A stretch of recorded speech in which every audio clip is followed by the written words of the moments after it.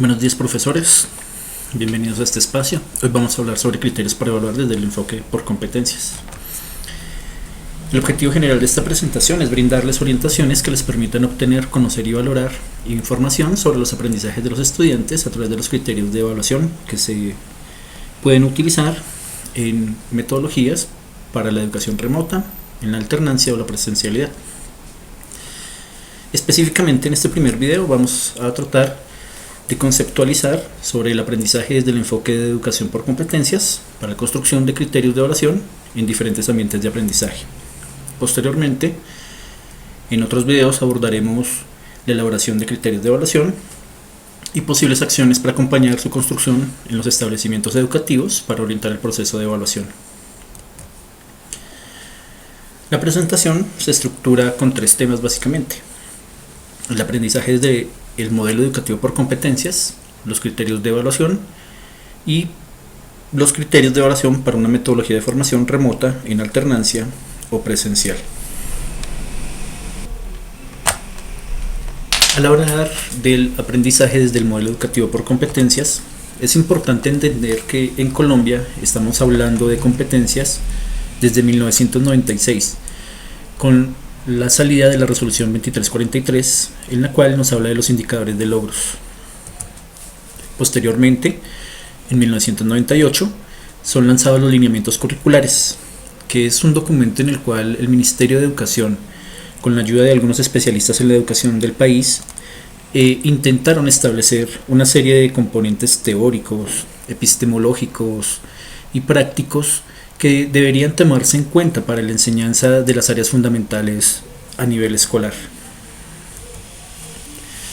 Hacia finales de los años 90, tratando de tener un tipo de evaluación coherente con los lineamientos curriculares, el ICFES lanza y adopta el modelo de evaluación por competencias. En el 2002 surgen los estándares curriculares para la excelencia en la educación. En el 2006 surgen los estándares básicos de competencia, que es el documento que se encuentra con mayor vigencia actualmente, y en el cual se establecen una serie de lineamientos, de clasificaciones, de agrupamientos que nos permitirían o facilitarían abordar los procesos de enseñanza, aprendizaje y evaluación a nivel escolar. A partir de estos estándares básicos surgen otro tipo de documentos que también se consideran documentos importantes, como los DBA, las mallas de aprendizaje y algunos componentes que nos permiten ser más específicos en cómo se puede llevar a cabo la evaluación en la educación a nivel escolar. Una de las principales dificultades que se presentan cuando hablamos de competencias tiene que ver con su definición. En realidad no hay mayor claridad en cuanto a qué entendemos por competencia en Colombia, ya que cuando hacemos una pequeña revisión de los documentos que se han emitido desde el Ministerio de Educación y desde el ICFES, encontramos que nos hablan de diferentes características o de diferentes contextos para referirse a la competencia. Si hacemos un rastreo de las características principales del concepto de competencia que se ha establecido en Colombia, podemos entender que generalmente nos hablan de conjuntos de habilidades, disposiciones, prácticas, potencialidades, capacidades, actitudes, destrezas, acciones, conocimientos, comprensiones que debe desarrollar un estudiante para poder utilizar el saber que ha adquirido en un contexto diferente, en tareas nuevas, en tareas retadoras, de forma que pone en juego aspectos cognitivos, sociales, afectivos y psicomotores, que son importantes para el desarrollo del ser humano como persona, en cuanto a su conocimiento, en cuanto a la forma como convive con los demás y en cuanto a la forma como utiliza el conocimiento que ha adquirido. De ahí que el concepto de competencia sea un concepto que es muy complejo y que no ha sido unificado a nivel nacional. Este conjunto de características nos permiten o nos podrían permitir identificar la forma o el nivel en el que un estudiante realiza, desempeña o hace una tarea o actividad significativa, Y es importante aclarar que cuando se hablan de estas tareas o actividades, se hace referencia principalmente a tareas que son nuevas y no rutinarias, tareas más allá o diferentes de las que les ponemos en el aula, tareas que no son cotidianas y tareas que son cotidianas. Son actividades y tareas que generan nuevas narrativas y modifican los discursos, que se presentan en contextos retadores y diferentes. Tareas en las cuales el estudiante puede utilizar los conocimientos adquiridos de forma flexible y eficaz, dándole un sentido a lo que está haciendo y relacionando estas tareas con sus vivencias y conocimientos previos. Para ello es muy importante que al aplicar los aprendizajes previos se pueda generar un sujeto creativo, innovador y crítico. Aquí cabe recalcar que en el concepto de competencia o en los diferentes conceptos de competencias que se presentan desde el Ministerio de Educación y desde el ICFES, no se hace una distinción clara entre tarea y actividad y no se asume una posición teórica sobre lo que es una tarea. Al revisar el concepto de competencia, nos damos cuenta que existen autores que hacen la distinción entre competencia, habilidad, capacidad y facultad. Un ejemplo de ello son los trabajos o estudios realizados por Robinson, quien nos indica que nacemos con una base biológica en la cual combinamos discapacidades y aptitudes en lo que él ha llamado facultades. Que cuando aplicamos dichas facultades para la realización de una tarea y podemos realizarla, tenemos una capacidad. Que cuando combinamos diferentes capacidades y podemos hacer transferencia del conocimiento que adquirimos con anterioridad para hacer tareas más retadoras de forma recurrente, tenemos una habilidad. Que cuando combinamos diferentes habilidades para realizar una tarea en contextos nuevos, diferentes, pero aplicando los conocimientos que hemos adquirido y la experiencia que hemos tenido, estamos adquiriendo una competencia. Más allá de la competencia se encontrarían dos estadios más, la experticia y el virtuosismo, que también implican en cada paso la existencia de aprendizajes.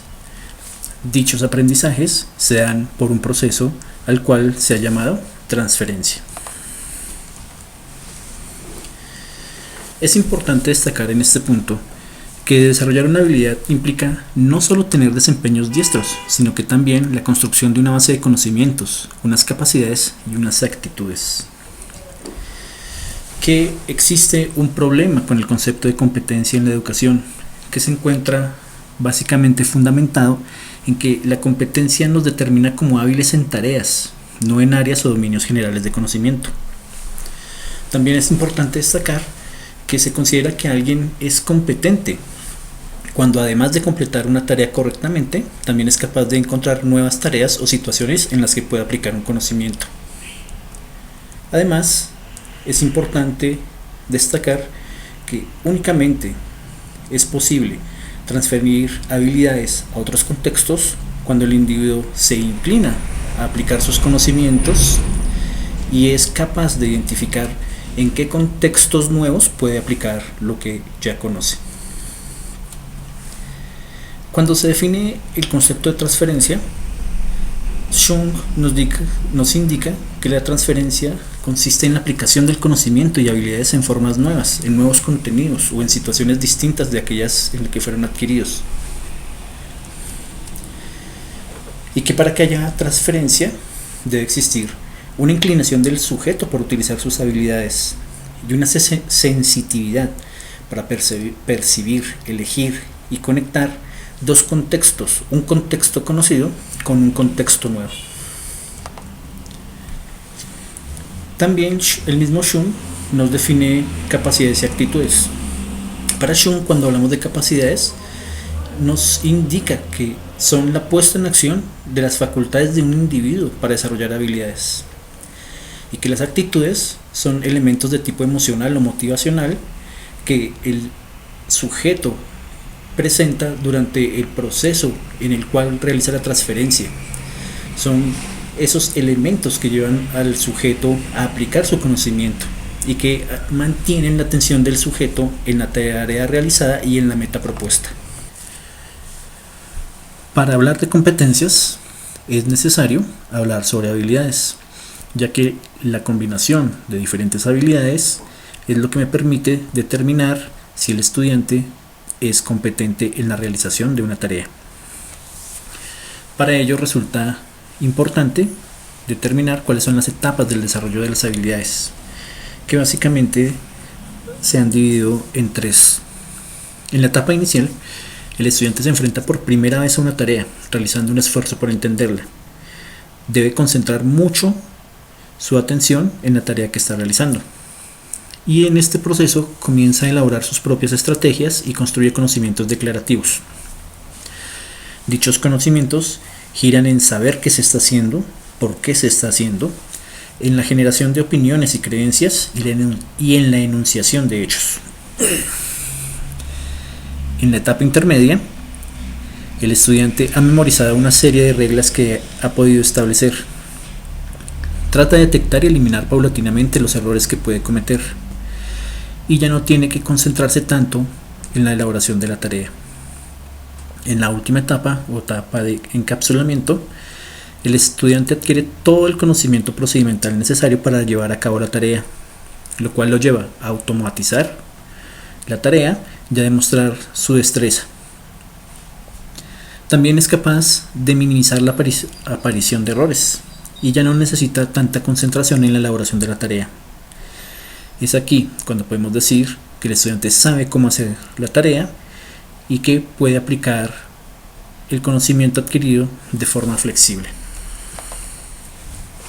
Desde el enfoque de educación por competencias, entendemos el aprendizaje como un proceso de perfeccionamiento de las capacidades de una persona que va desde su desarrollo en habilidades o talentos para continuar desarrollándose en competencias, experticia y virtuosismo, en el que en cada conversión se aprende qué hacer, además de cómo hacerlo y cuándo hacerlo, permitiéndole al estudiante relacionarse con el mundo de una forma más perspicaz, permitiéndole aplicar el conocimiento adquirido y la experiencia en contextos nuevos y retadores de forma innovadora.